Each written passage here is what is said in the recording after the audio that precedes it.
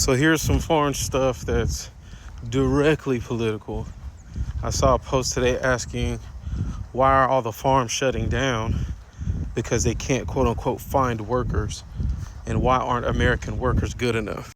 For those of us who have any sense of understanding of how economics works, specifically capitalism, you don't make money paying Americans a fair wage. At least you don't make a ton of money paying Americans a fair wage.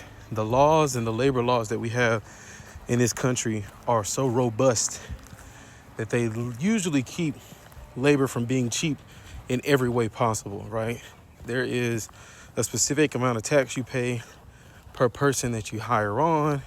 Then you also have the taxes that you have to funnel their taxes through, meaning like they have to have their money submitted unless you pay them under the table, which is illegal, because then you're skipping out on taxes. Then they have to have a certain amount of health coverage depending on the job. They have to have OSHA, meaning there has to be a safe work environment. All of these different things, right? Vacation time, sick days, you name it.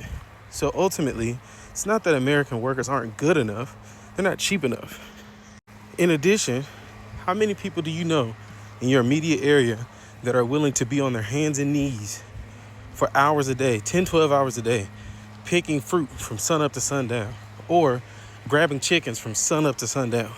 And this is fruit and chickens that you're not going to be able to take home. Like this is fruit and chickens that you're taking, putting in a box, shipping out for processing. So you're not getting any of this directly. Most manufacturers are in foreign countries for that same reason. Because you can work them to death, don't pay them much, or the cost to pay them a livable wage is a fraction of what you would pay somebody here in America. And ultimately, it makes it cheaper. So as you mark it up, your profit margins are higher. The reality about food is that it spoils over time. So you can't go too far away from where you're going to sell it. So that's why you'll see us have farms in Canada that sell here, farms in Mexico that sell here, farms in certain parts of South America, depending on the fruit or the vegetable, that sell here. Typically, American farms work where you get paid based on, let's say, the bushel or the number of chickens that you pull at a time, right? So per hour, at the end of your shift, whether that's a 10, 12, or whatever, there's a certain number that you're going to get paid based off of what you produced for them at that time. And because most of these workers are undocumented or down on their luck and they're desperate, they'll take the cash and they won't report it because ultimately there's nothing that can be done. You're not a citizen. So because you're not a citizen, the rights and rules that we have don't typically apply to you. So it all goes back to building on a flawed model.